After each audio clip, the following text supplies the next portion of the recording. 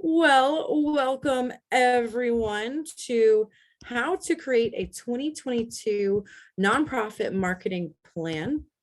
I'm really excited to present our content today and give you all of the resources and framework that you need to really effectively craft your marketing plan this year. So without further ado, I want to tell you a little bit more about Community Boost, who's hosting the webinar. So Community Boost directly served over 300 organizations in 2021 and helped them raise over $12 million in donations.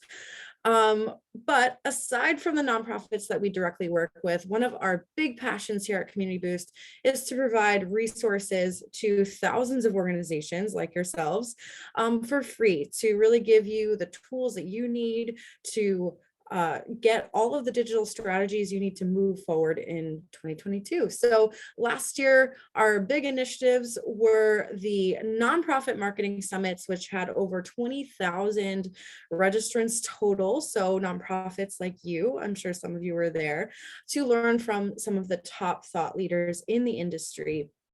And so on our team, we have 54 rockstar team members, a lot on the client services side. So if you are interested in getting some resources and guidance directly from our team, I'll have the opportunity for you to go ahead and book a one-on-one for free to pick their brain on the marketing strategies you can be using in 2022.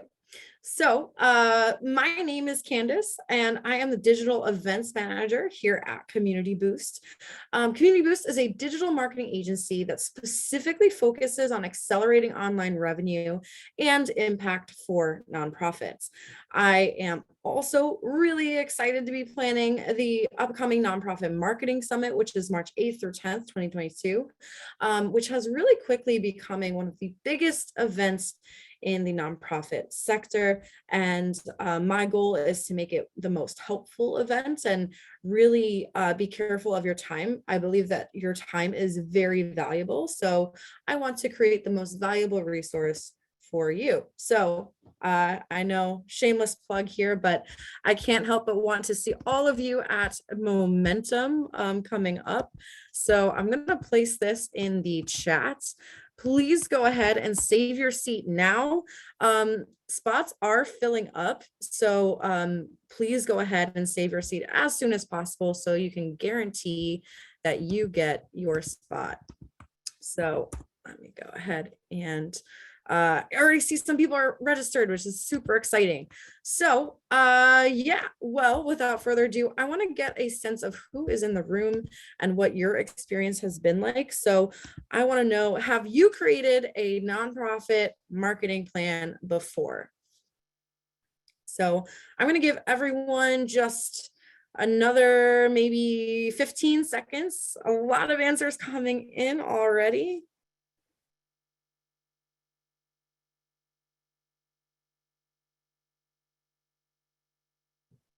All right. I think everyone has answered. It's telling me almost everyone has answered. 81% of you have answered so far. This is so good. Okay, so I'm going to end the poll. I think we're pretty much where we're going to be at. So, and I'm going to share the results with all of you. So it looks like 16% of you have created a marketing plan for your nonprofit before, and you felt good about it. You felt like that was the plan that helped craft your communications, but you're maybe here to learn a little bit more, seeing what other nonprofits are doing and how you can improve it. While those of you, the 39% of you who have already created a nonprofit marketing plan, you did it, but you weren't sure you got it quite right. So hopefully I'm here to help and guide you through a really dedicated framework to help you put that all together and do it well and present that to your team.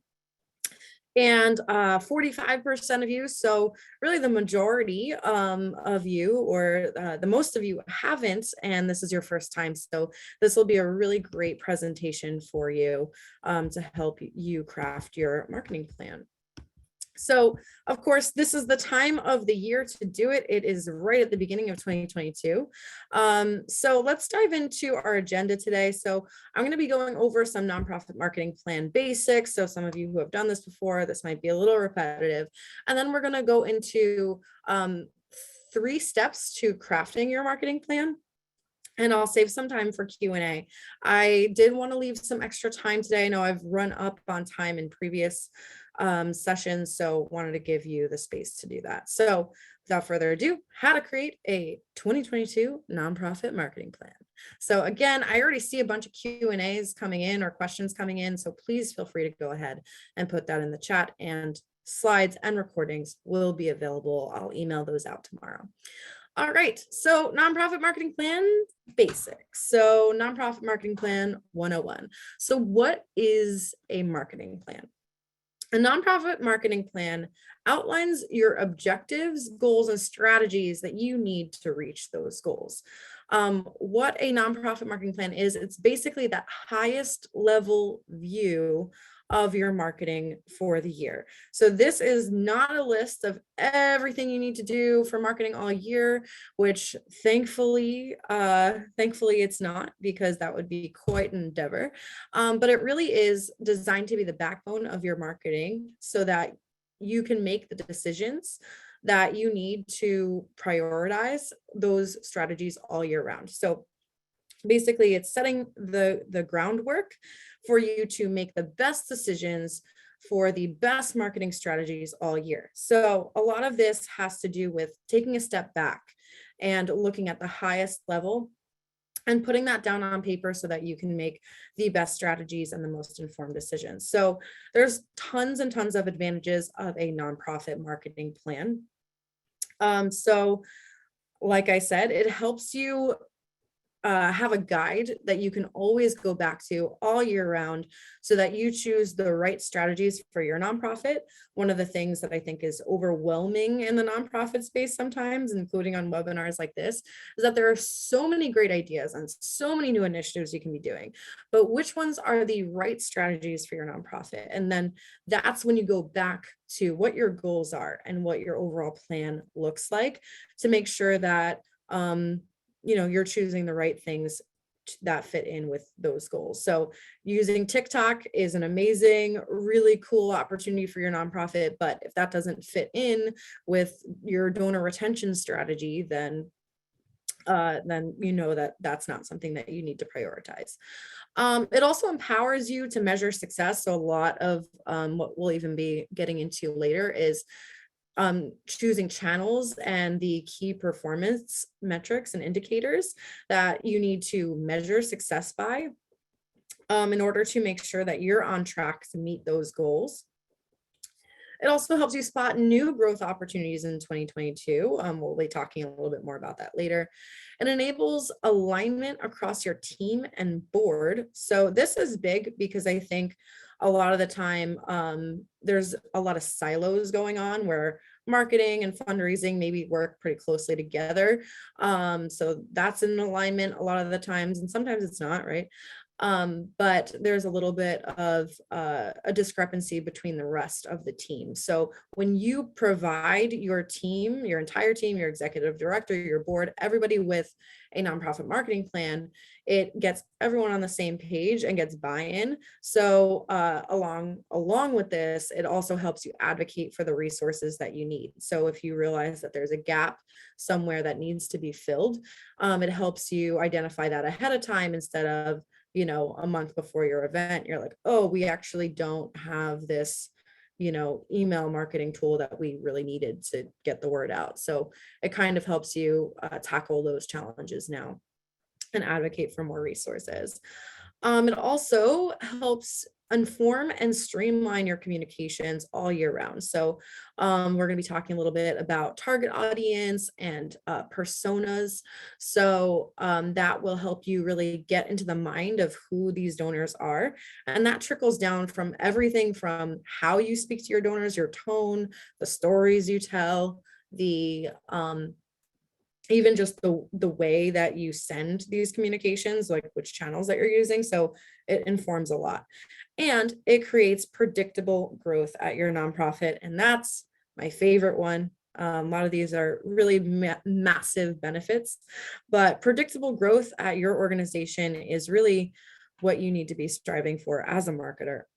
And so tons of advantages for that nonprofit marketing plan. So in order to help you craft this, like I said, I put it in the chat before, but in case you didn't get the opportunity to grab it, please feel free to go ahead and download your 2022 nonprofit marketing plan template so that you can chart your path forward in 2022 and plan your predictable growth.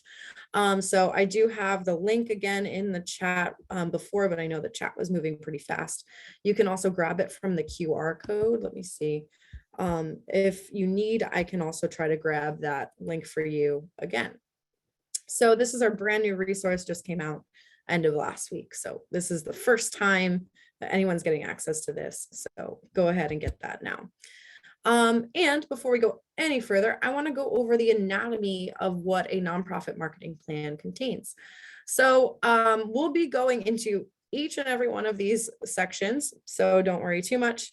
But it really looks like having a organization summary, which is very basic, just vision, mission, all of those statements, organization initiatives, what your organization is hoping to accomplish throughout the year, a SWOT analysis, so strengths, weaknesses, opportunities, threats, so we'll go over that as well, defining your target audience, donor personas, competitive analysis, SMART marketing goals, so defining the marketing goals that you're going to be aiming for to achieve those organization initiatives, and defining your strategies, KPIs, and channels. So I have just an example from one of our clients in there. I just plugged in some basic information for them. So this is not actually their marketing plan, but an example of what their marketing plan could look like. And this is based on that template. So I'm seeing some requests for that to be put back in the chat. So let me go ahead and grab that link again for all of you.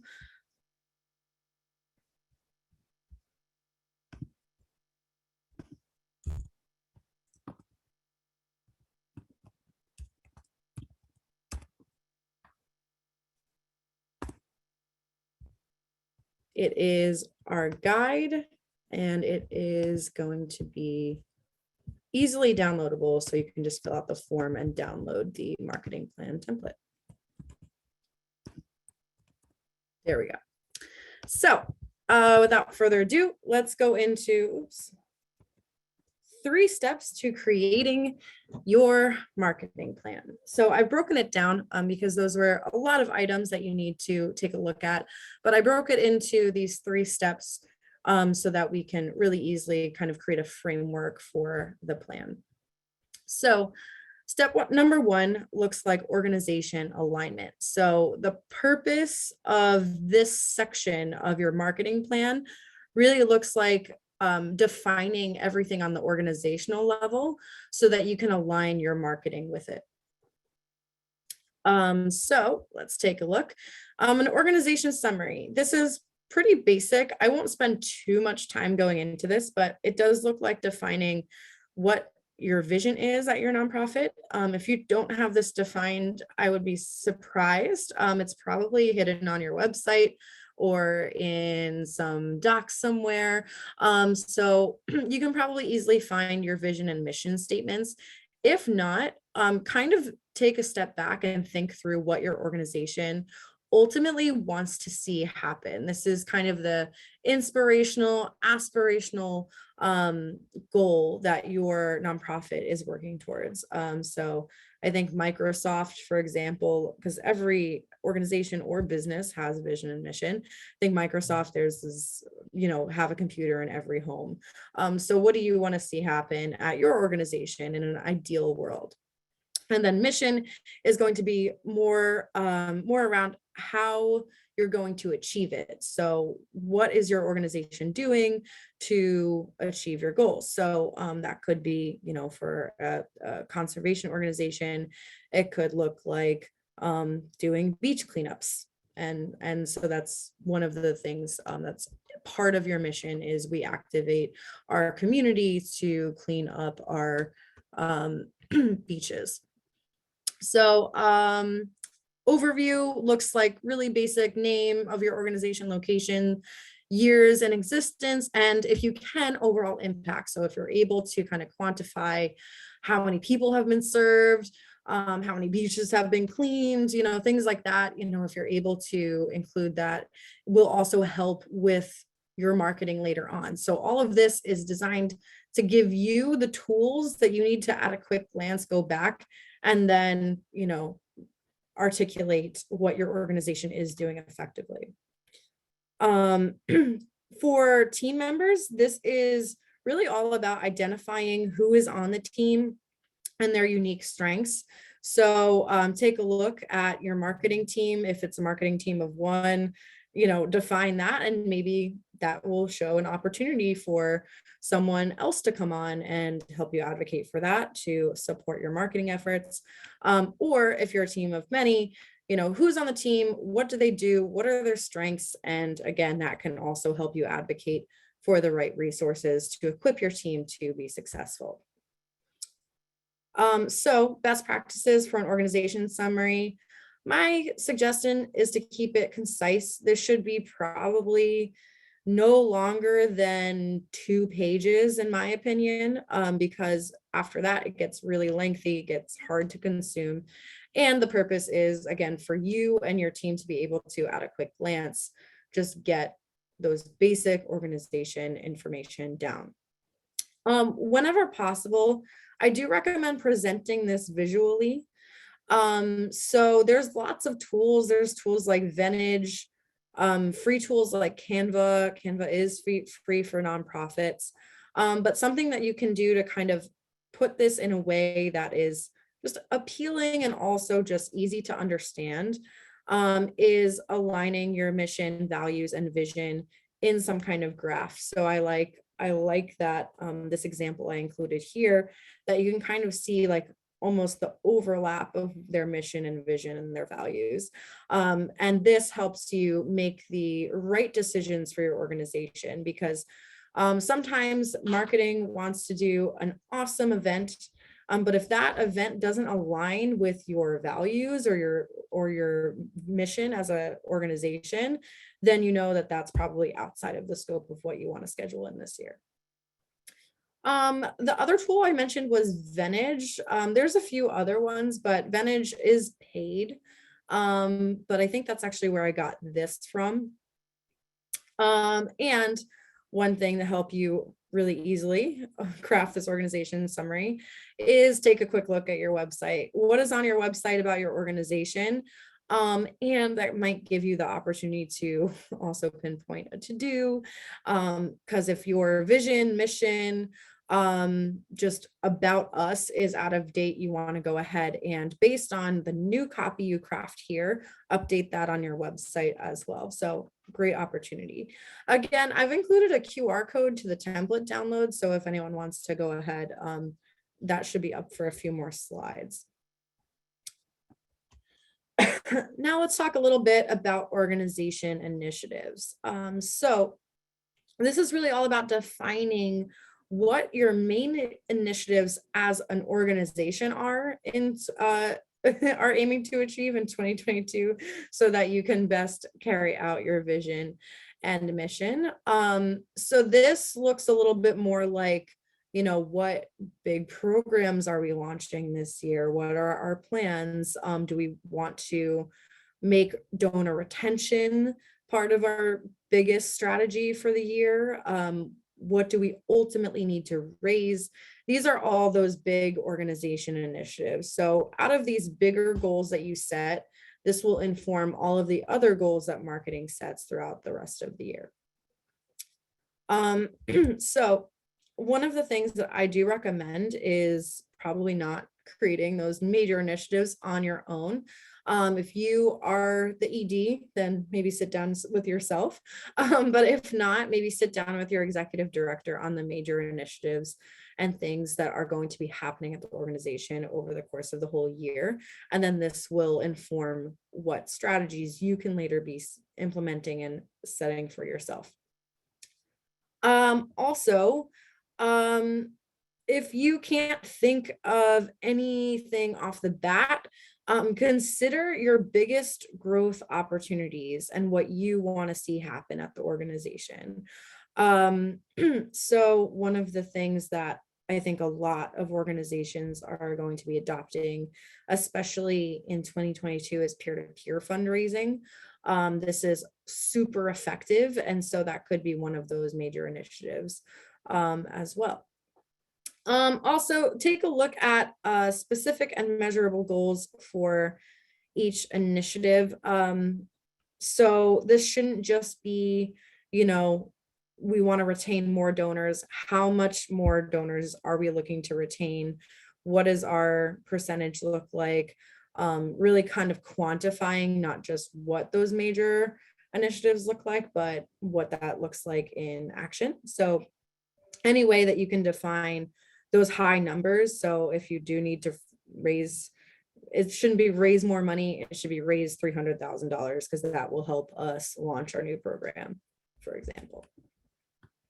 So, all right, let's take a look at SWOT. So this actually, I really like them. I know some people are not a fan of the SWOT analysis, but one of the things that you can do with the SWOT analysis is really reflect on 2021 to decide what is and isn't working, where you can improve, and how to overcome challenges. So this is really your opportunity to take a look back on last year and see what your strengths were, what worked the best, what were the initiatives that you did that raised the most money, what were the things that you did that people complimented you on and thought was really strong. Maybe they really liked a certain email that you sent, things like that. And it can really be anything. So it can be, we brought on a new super strong team member. So all of those things can be taken into account as strengths.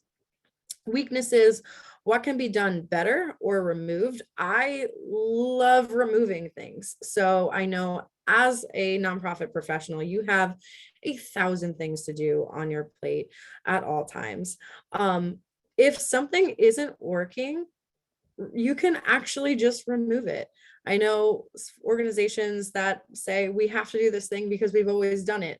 And that's not always the case. Like if that doesn't fit in with where the organization is going in the future, and you can remove that to do from your list this year, let's say there's an event that's just not really striking the right chord with your supporters anymore, remove it.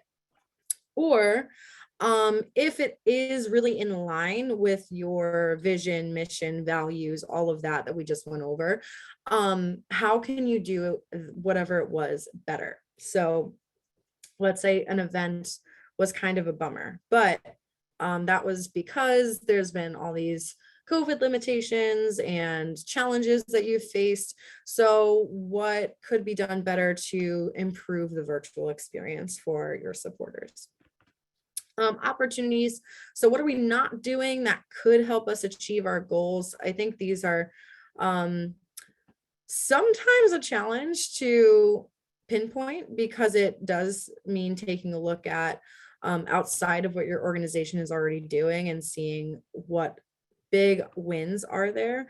One of the biggest opportunities, like I said, is peer-to-peer fundraising, and I'll second that with Facebook advertising. Facebook and Instagram ads are getting more and more beneficial for organizations.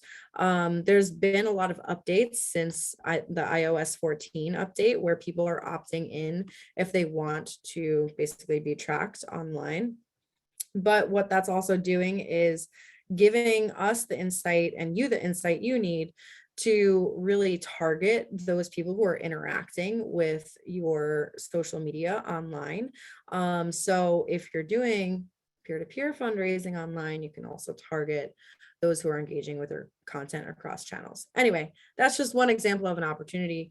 Threats. So what obstacles are in the way? I know some people view threats differently, but I like to view threats as what are the challenges that can prevent me from reaching my ultimate goals this year?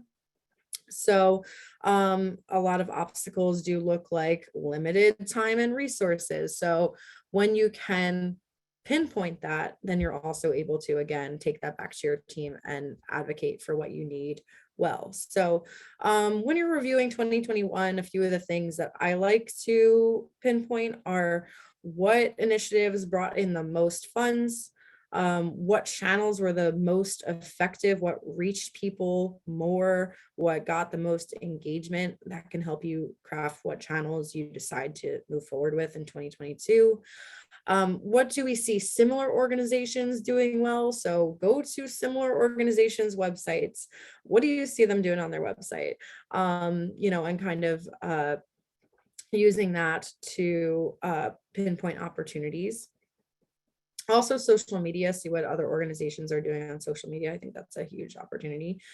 And where were gaps in resources? So that's a little bit more granular of the framework I like to use when thinking through the SWOT analysis. And all of this is helpful for you to really advocate for what you need in order to achieve what you want in 2022 and pinpoint your opportunities for growth. All right, so I want to take us through section number 2. So step number 2 of creating your 2022 marketing plan. This is where we take a look at our audience and really evaluate who is in the audience and who should we be speaking to. So the purpose of this is knowing exactly who your audience is so you can have the best marketing efforts and they're the most effective.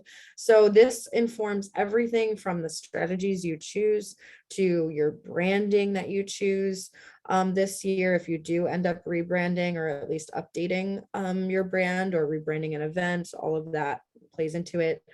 This also plays into the tone and style of writing that you use throughout all of your channels.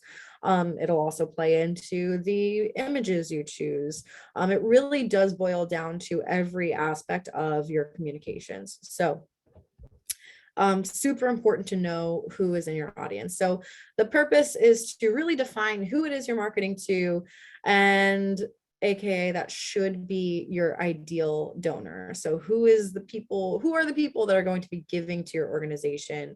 You should be marketing to them effectively, basically. So all of this will help you best target and craft your communications. A lot of this is broken down by age, location, some of their pain points, and obstacles that they're and personal challenges as well. Any triggering events, hobbies that they're interested in, goals and career, all of these kind of play into the target audience. So for example, for a coastal preservation nonprofit, they would probably target people between the ages of 21 and 35. These individuals may have experienced damage or pollution in their waterways in their neighborhood.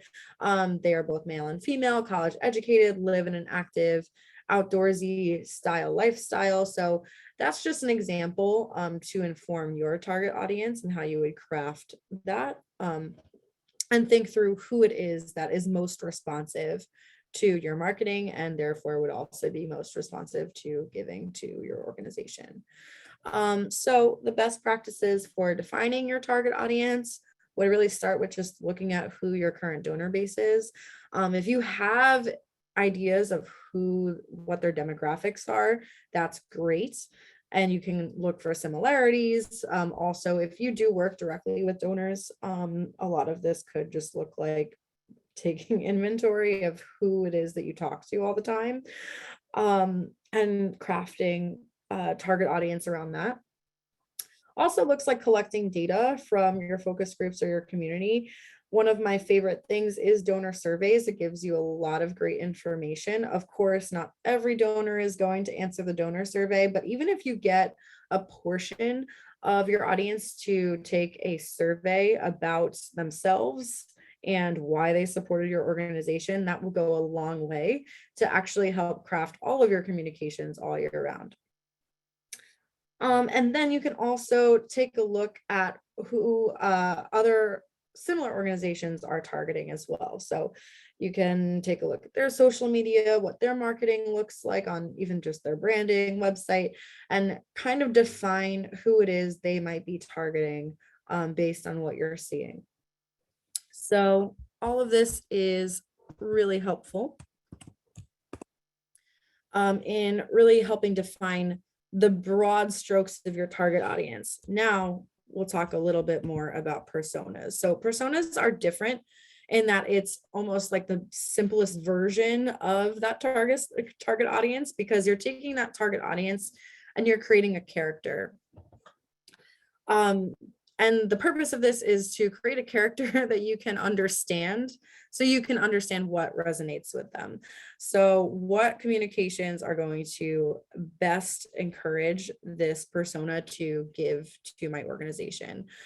So it really takes a look at what an individual might care about and how your communications that you're sending, how they can best fit their needs. So one of my suggestions for doing this is to actually think of a donor who's really enthusiastically supporting your organization and craft it off of that person. We did this. I used to work at CauseVox, which is a digital fundraising platform. And that's actually what we did. We took a look at who some of our favorite customers were. Not that, we had favorites or anything, but there were some customers that were really highly engaged.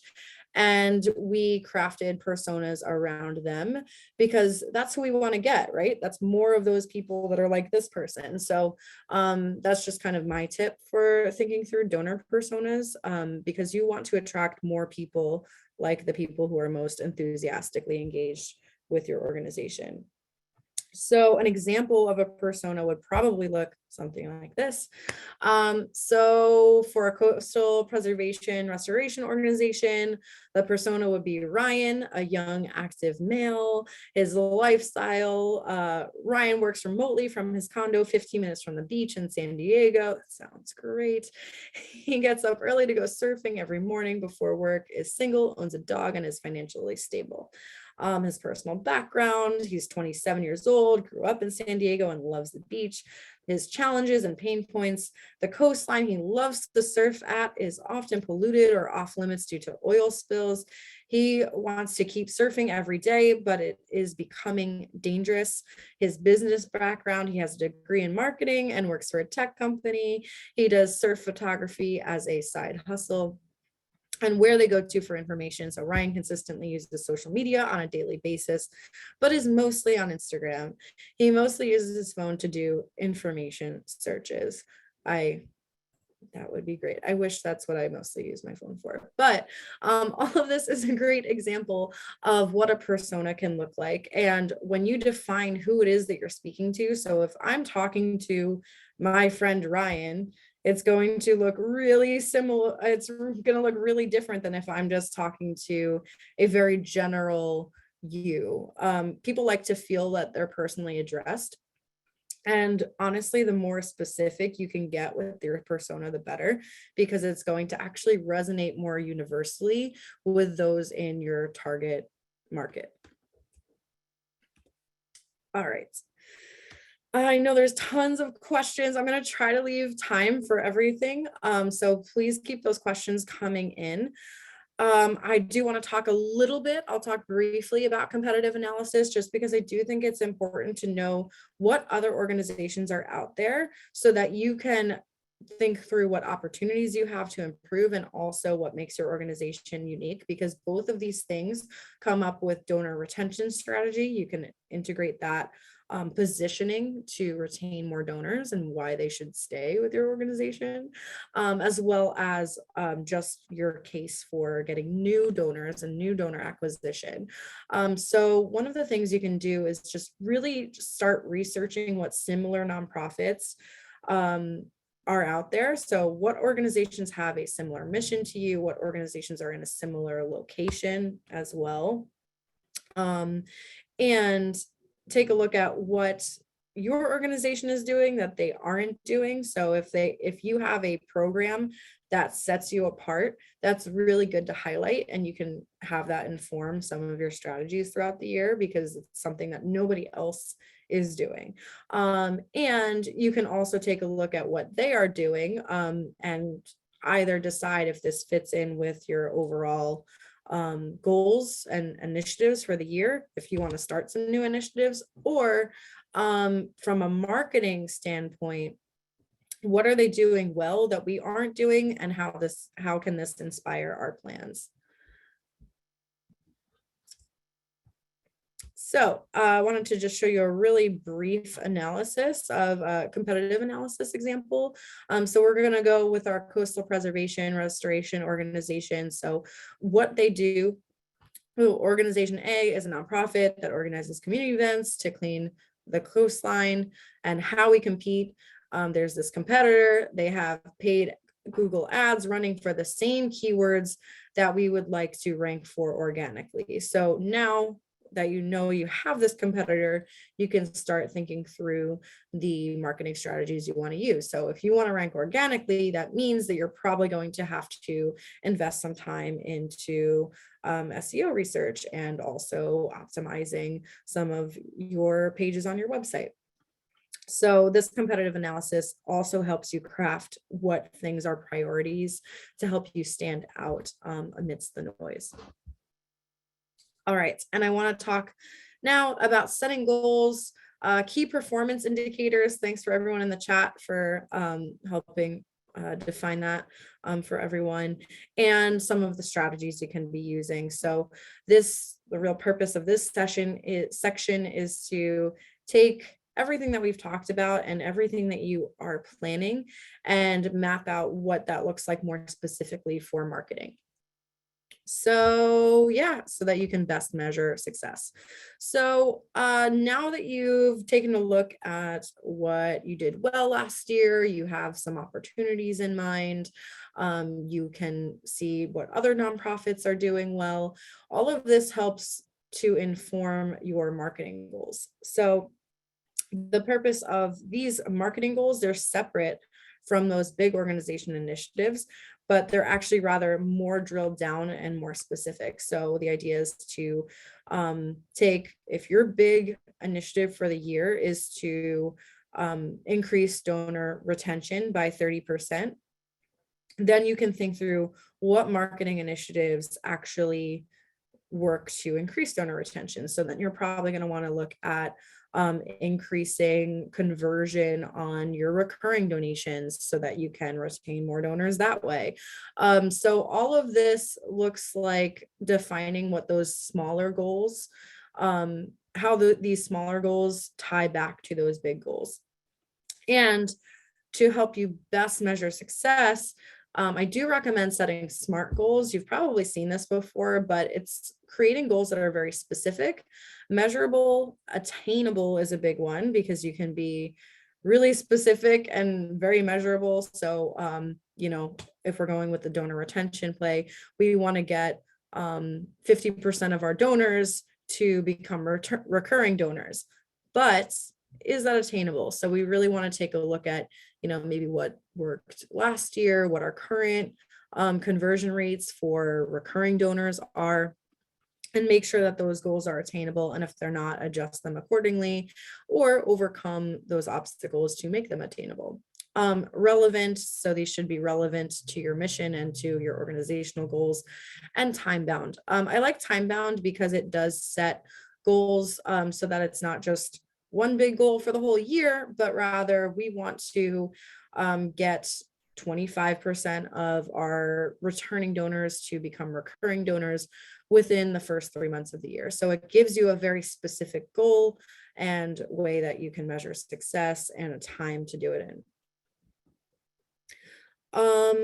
So let's talk a little bit about the SMART marketing goal example here. So if your SMART goal is to grow and nurture our email list to convert and retain more donors, this is going to look like having a description. So this year we will be implementing new tools to help more help us get more people subscribing to our newsletter via social media and on our website, because it is one of our top channels for re-engaging donors and turning one-time donors into recurring donors. To consistently grow our list each month and to nourish our community, we want this channel to become a reliable way to contribute to our monthly fundraising goals. So that's the goal of the initiative and how they're measuring it. So it's 50 new subscribers per month is the goal, with a 20% open rate and at least one email sent per week. So that gives you a pretty solid framework to put those goals into action. I've been seeing in the chat that some people are having issues filling out the form or getting it to download. I just wanted to say, just double check that all of the fields are filled out. I know even for myself, when I go to our form, sometimes I miss one of the boxes and I'm like, why isn't this downloading for me? Just double check that all of the fields are filled out, just because it's super easy to miss one of them. If you're still having trouble, just connect with me after and I can make sure that you get access to it, because I can send you directly to the link to the template as well. So don't worry if you really can't get the form filled out, just shoot me an email and I can share it with you. So I'm just going to put my email in there right now.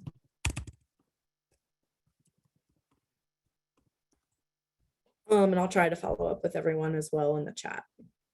All right, so without further ado, let's talk a little bit about those key performance indicators and the channels that you're using throughout the year. So a lot of what we did previously is talk about through the SWOT analysis and by taking a look at who's in our audience, we can make some really good decisions about which channels we should be prioritizing. And so alongside that, when you choose those channels, it also makes it really easy to come up with key performance indicators that go alongside each channel. And one of the things that you do want to think about, and I should have mentioned this earlier when we were talking about personas, that there's not only one persona, or there's very rarely one persona that your organization is targeting. There might be a couple of different personas. We advise that you make at least two. So there's Ryan's, but maybe there's a Greg at your organization as well, and he's an older enthusiast for conservation that you can be targeting, if we're going back to our example that we've used throughout the webinar. If you have a couple of different personas, there are certain channels that are going to work better for those different personas, right? So that can inform which channels you decide on. And if you're having a different approach depending on the channel that you're using. So let me go ahead to the next slide. So I wanted to show you this example of a key performance indicator in a channel. So for example, Instagram would be one of the channels that we're using as an organization. The purpose of the channel is brand awareness. So if it's just brand awareness, we are really going to be looking at averaging a certain number of impressions per month. However, if the purpose of the channel is brand awareness to signing up for our email newsletter, you'll have, another metric assigned to it that's more specific to, how many people are subscribing. And then for an email newsletter promotions, if the purpose of that channel is to just re-engage donors and build community, you're going to probably be looking at open rates and how many donations or conversions are coming through those emails. So that's pretty simple. But you want to do this for each and every channel that you're using. So I think that these are some of the channels that you want to make sure that you have a plan for, at least think through, which is your website. Your website is a channel, and I feel like sometimes that's forgotten. And what your strategy and goals around that are. Email marketing, huge channel, continues to be a huge opportunity. Social media, organic, as well as paid social ads, those will have different key performance indicators associated with them. So I would keep that as a separate channel. and break it out between Facebook, Instagram, LinkedIn, TikTok, whatever things that you're using, break it out by specific social media platforms as well. Bing, Google, and YouTube advertising. A lot of you might know about the Google Ad Grant. There's $10,000 a month for free for nonprofits that you can be making use of to do really effective advertising. So I do recommend, if you haven't already, take a look at we have a whole section on the Google Ad Grants on our site. We can also walk you through it in our free one-on-one that we're offering. Direct mail. Direct mail is here to stay, I think. It does help you target donors in a different way and probably resonates with some different personas. So while, maybe some of your younger audiences are really highly engaged on social media and work well for social media advertising, some older donors might respond well to direct mail. I, even as a millennial, appreciate direct mail too. It does get my attention in a way that the different channels don't. Phone calls, that's a channel. Thinking through what are the best strategies to be calling your donors, especially new donors and donors you want to retain. And mass texting, SMS. So that's just a few of the channels that I recommend that you consider plugging in and assigning more specific goals. Because the whole idea of goals too is maybe you think that goal is attainable. Like I said, setting those SMART goals are super helpful. But if halfway through the quarter, you're realizing that goal is completely unattainable, you can adjust your plan likewise and see which ways are actually working the best for you and continue to invest in those channels that are working well and also adjust your goals accordingly. So I think a marketing plan is actually an evolving document. So it's the backbone of your strategy for the whole year, but it's something that you'll probably revisit and change based on performance, based on, different initiatives that pop up. So let's say your nonprofit all of a sudden is launching a new program towards the end of the year. Now, you want to revisit this document to really change what some of your goals are. And I did just want to mention, so Cancer Research Institute really did well on these channels. So this was just an example from one of our clients. Facebook social advertising did super well for them. Bing and Google search advertising, Google display and video advertising also performed really well, email marketing, and then they had offline non-digital options as well. So that's the channels that work best for them. See which channels have worked best for you or the biggest opportunities for you to engage in some new channels this year and use that to help inform your 2022 strategy. Awesome. So I wanted to go ahead and plug well, first, just because I did mention our Google Ad Grant resources, I'm going to link that in the chat right now so that you all can grab that. And I would love, love, love to see you all at the Nonprofit Marketing Summit. So the Nonprofit Marketing Summit is going to actually help you take some of the strategies and ideas that we've learned today for crafting a marketing plan and actually help you and equip you with all of the resources and knowledge that you need to put all of this into action and do really, really well with it.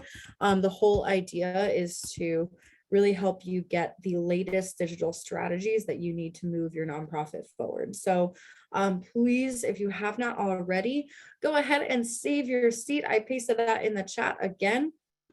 And I would love to see you there. It's going to be 3 amazing days, March 8th through 10th, 2022. There'll be a lot of speakers from not only Community Boost, but really thought leaders in the industry, Beth Cantor, Kivia LaRoe Miller. We have Julia Campbell coming on aboard. We have Kelly McLaughlin. I'm not sure if you're familiar with her, but she's fantastic. Rain Bennett, who's like a TEDx speaker and Emmy nominated documentarian. He's incredible. So so many amazing speakers. There's going to be about 50 of them. We would love for you to be there. So please go ahead and save that seat as soon as possible so you can have that blocked off on your calendar. And I also wanted to point out that you can do a one-on-one strategy session with us. So if you have more questions about Google Ad Grant implementation or how to better manage your Google Ad Grant or any of the channels, if you need help with your SEO strategy or really anything that we talked about today, Facebook ads, you can go ahead and book a free one-on-one consultation with our professionals and experts on our team, and they will help you implement all of this. You can even give them this template for them to review so that they can pinpoint new opportunities that you might have missed. So yeah, lots of different ways you can use that that opportunity. And Hannah asked, what is the cost of Momentum? It is free. It is a free summit. 3 days of amazing content, resources. We're going to be doing giveaways. It's going to be so much fun. I'm really, really looking forward to it and looking forward to seeing you all there. Yeah, I wanted to leave the next 5 minutes for questions. So thank you all for being here and engaging with me. All right, so Summit is a virtual event. It's actually going to be hosted on this really super cool platform called Welcome. And so there's 3 stages. And so there's up to 3 sessions going on at any given time. You can really create a customized experience that works for you. And yeah, it's going to be all virtual. But one of the things that I do want to prioritize is, you know, a lot of these sessions get very much not engaging. So I want to really combat that and provide you opportunities to engage with fellow conference goers, as well as engage with our speakers. The VIP pass is going to be great for that too. There's a VIP lounge for networking and speaker engagement. So if you want to get a VIP pass, it's actually only $97 through Friday. So I would recommend you grabbing that now, because eventually that will go up to $497. So go ahead if you want to purchase that VIP pass now, only available through Friday. So for $97, you can still buy it after that, but best deal is going to be now.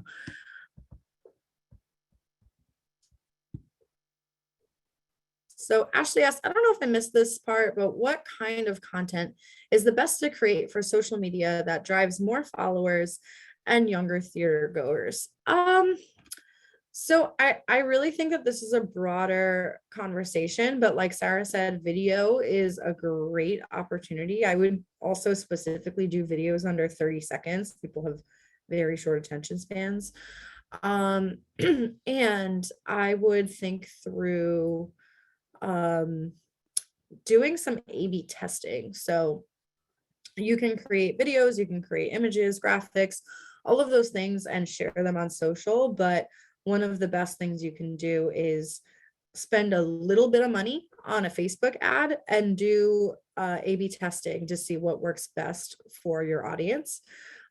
So that usually looks like creating 2 different graphics and 2 different call to actions and seeing which people respond to the most. All right. Shari asks, is there an agenda for the 3 days I may not be able to attend every day, all day? Where is more info on the event? So we are still getting some submissions in right now. I will be releasing the full agenda by the end of the month. So if you sign up now, you'll just be on that list so that you'll get the full agenda in your inbox. So I do recommend signing up now so that you'll just you won't have to look around for the agenda. You'll just get it in your email in a couple of weeks. But we have, I mean, so many sessions already submitted. Basically, we're just putting together the final schedule now. Yeah. Courtney asked, can you send or give me an example of good donor survey questions? So I would probably refer you to a resource for that. I always like to ask why they gave, if I'm sending out a donor survey, as well as just general like information about them, name, location, what they do for a living, age, marital status, gives you a good insight into their demographics. But I think the better questions revolve around why they gave, so that you can do better segmenting. So if they gave because of a certain program, you can target communications more towards that. So I'm actually gonna do some donor survey examples search here. Everyone will get the recording, so don't worry if you missed anything, or want to just reflect, share with the team. I'll go ahead and send out that recording tomorrow, as well as all the slides. Amanda asks, our organization is in the process of putting together our new strategic plan, marketing plan, and development plan. How can we avoid too much repetitiveness or overlap, or is it inevitable? Since each of these documents may be shared with a variety of different audiences and speak to different goals of the organization. Any tips to avoid duplicativeness or how to best approach? I would probably start with the strategic plan. I think that ends up being a lot of those big organizational goals end up in that plan, and copy and paste. At least that's what I would do. But it also depends on, who's in charge of each of those documents. But I think the strategic plan usually does help first. And that boils down into development and marketing plans, which are very honestly aligned as well. But marketing, in my opinion, actually is fundraising. It's just a little bit further up in the process. So yeah, marketers and fundraisers, it's my hope that you guys would really closely collaborate on those two plans. Tips for nonprofits with an array of service areas and programs. Community foundation here, particularly thinking about extremely different audiences. Yeah, I would try my best to segment out those audiences. Once you do those different target audiences and different personas for each of those service areas, you can then start crafting communications and think through, if you do have a way on the back end to segment which programs they're going to be most interested in, you can send more targeted emails. So hopefully you're using a CRM to help you do that, so that you can mark things as like different campaigns. Same thing goes for Facebook and any social advertising you're doing. The best thing about Facebook ads is you can really, really, really specifically target your audiences that you're trying to reach with different kinds of content and posts. So I think actually Facebook advertising would work really well for you. So good way to kind of capitalize on those really different audiences. We just completed our new app. What is the first thing we need to do from a marketing perspective? I mean, there's a lot of things to do, but I think the plan is probably that first step, just so that you have that solid foundation in mind. You're probably going to want to do a whole launch strategy. So I would make this plan first, and then actually make an app launch strategy, which is a little more specific, a little more time-based, and has a little bit of a different approach. It's kind of like how anyone would do a fundraising campaign. So I would make this plan first, and then actually make like a quarterly like launch plan, would be my recommendation. Pete Ludden asked, do we risk alienating donors by sending surveys asking why they gave? I think the great thing with donor surveys is it actually gives donors the rare opportunity to speak back to the organization. I think if your whole survey is just, hey, why did you give? Maybe that's not the best way to phrase it. But what inspired you to make an impact would be maybe a better phrase. Or what are your hopes that you're hoping, or what do you hope to see out of your donation? What impact are you looking to see? These types of questions actually get donors talking back to you so that you can better craft communications later on. And I don't think it's a turnoff at all.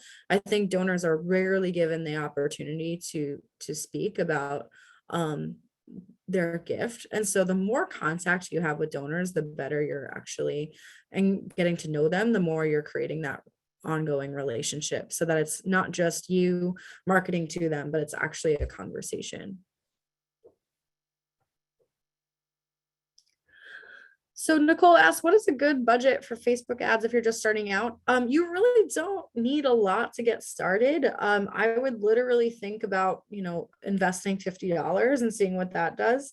And you can iterate from there. But I would start with a super small budget, just because I know it is hard to advocate for that budget.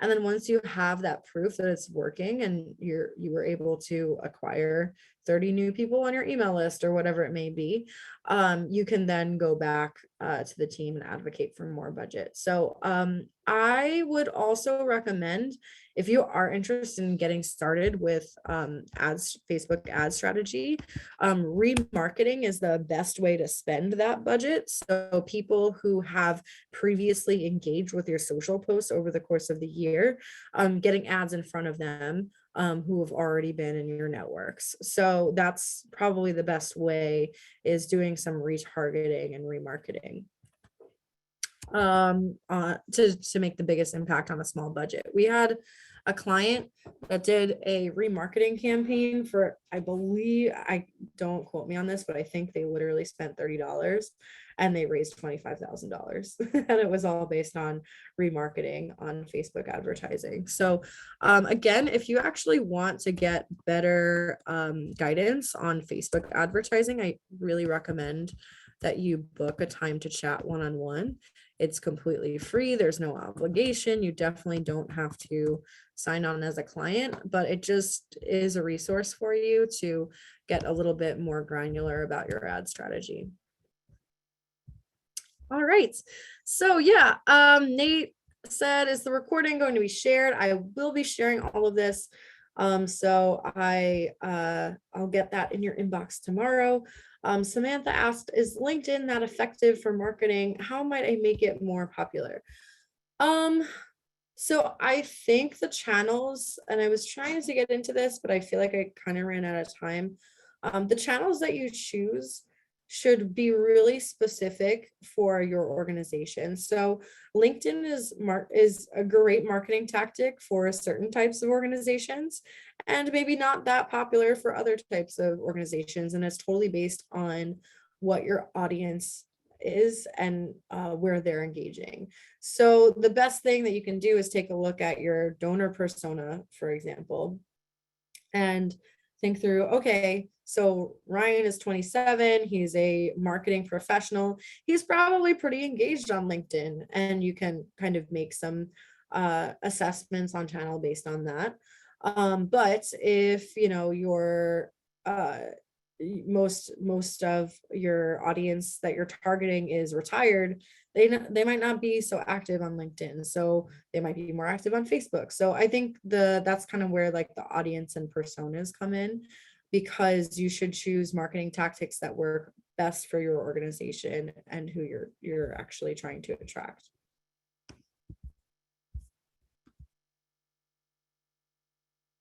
Sally, yeah, you can set up remarketing yourself. But yeah, if you want some guidance on how to do that, feel free to book that one-on-one, that free one-on-one, but you can set up remarketing yourself on Facebook.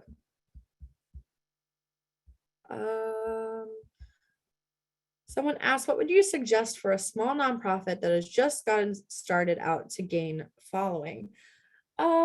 I would probably start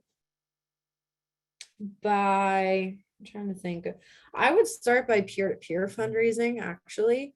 That's what I've recommended for years. With peer-to-peer fundraising, you're able to get those who are already invested. So your board, maybe some of your friends who are really enthusiastic, people who are in your networks that have engaged with you and have offered support.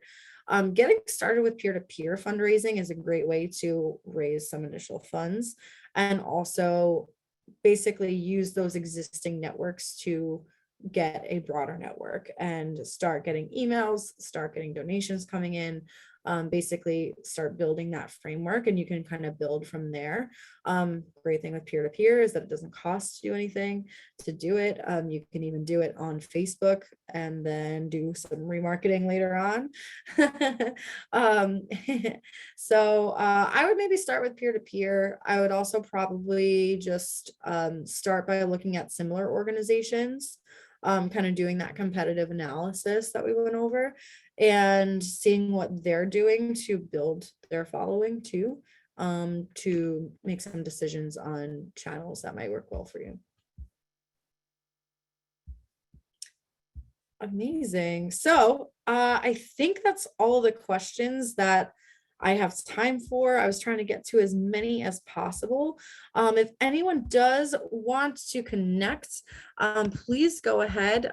You can always shoot me an email at candace@communityboost.org.